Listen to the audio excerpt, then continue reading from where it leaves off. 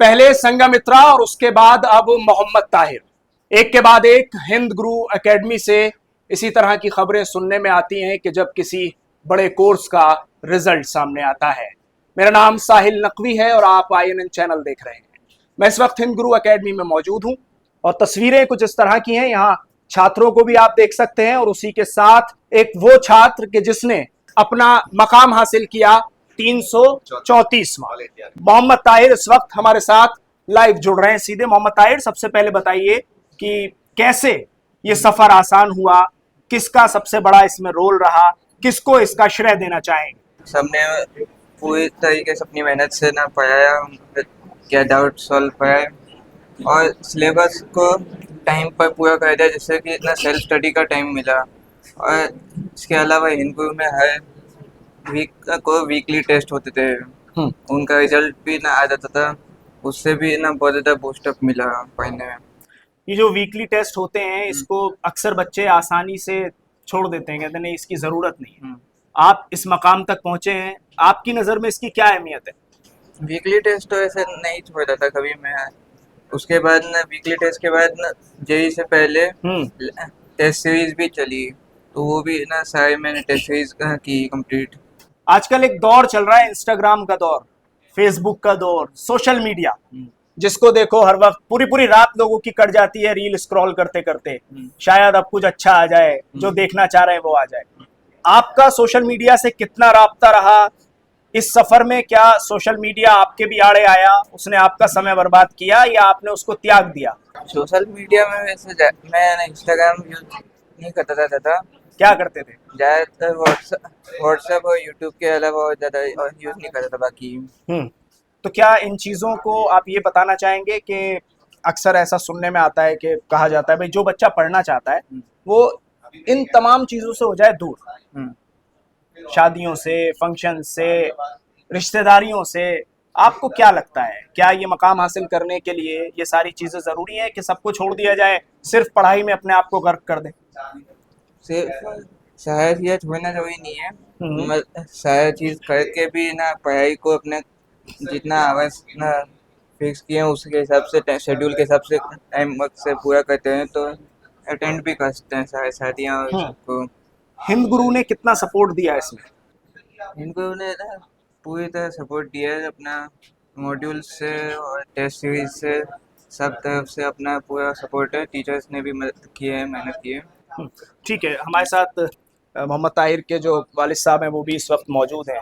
क्या ख़ास मौका है, खुशी का मौका है आपके लिए, क्या कुछ कहना चाहेंगे? इस मौके पर मुझे बहुत खुशी हुई है उनका वो सुन करके जो है रिजल्ट जो है। और इसमें हिंद गुरु एकेडमी का जो है काफ़ी अच्छा रोल रहा जो है, जो इनका मतलब टाइम टू टाइम जो है मतलब जो बच्चों का टेस्ट और उस पर फिर मतलब आगे के लिए मतलब इम्प्रूव करने के लिए मतलब मौका देना।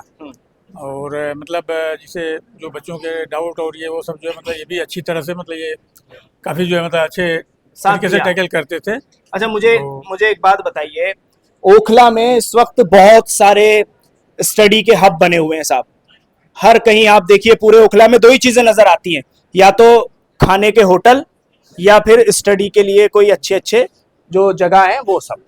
अब मुझे बताइए कि आपने बहुत सारे स्टूडेंट्स जो हैं वो जगह जगह जाते हैं, आपने बाकी सारे इंस्टीट्यूशंस को छोड़कर अपने बच्चे के लिए ये हिंद गुरु क्यों चुना?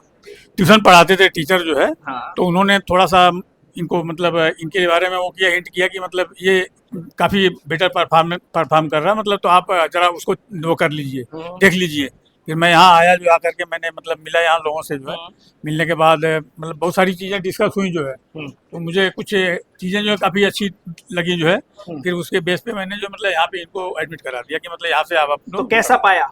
तो मतलब जैसा जैसा मैंने सोचा था मतलब उससे अच्छा ही जो है मतलब वो हुआ। ठीक है, नूर भाई हंस रहे हैं क्योंकि इनको लग रहा है मेरी तारीफ हो रही है, लेकिन कुछ सख्त सवाल भी हो सकते हैं। ये आपके लिए एक चुनौती भरा भी है, क्योंकि ऐसा लगता है कि जब एक बच्चा कामयाब हो जाता है तो फिर आदमी को लगता है कि हाँ अब और कड़ी मेहनत करनी चाहिए। आपको क्या लग रहा है? असल में सबसे बड़ा चैलेंज तो यही था साहिल भाई कि 2021 से अल्हम्दुलिल्लाह नीट के अच्छे रिजल्ट्स जा रहे थे, दिल्ली के कॉलेजेस मिल रहे थे, लेकिन 21, 22, 23 हमारे पास IIT एडवांस का कोई रिजल्ट नहीं था। 24 में हमारे पास संघमित्रा ने वो बैरियर तोड़ा आपने उसकी स्टोरी करी, बच्ची ने बहुत ही मतलब मेहनतकश बच्ची और सिंगल पेरेंट बच्ची, और उसने आईआईटी दिल्ली से कंप्यूटर साइंस लिया, तो उसमें हिम्मत मिली। और जब एक रिजल्ट आ जाता है तो हम टीम से यही डिस्कस करते थे कि यार ये कंटिन्यू रहना चाहिए, ऐसा ना हो कि रिजल्ट ब्रेक हो जाए, जबकि हमारे पास जेई के बच्चे अभी बहुत कम आ रहे हैं, बहुत नंबर्स कम रहते हैं।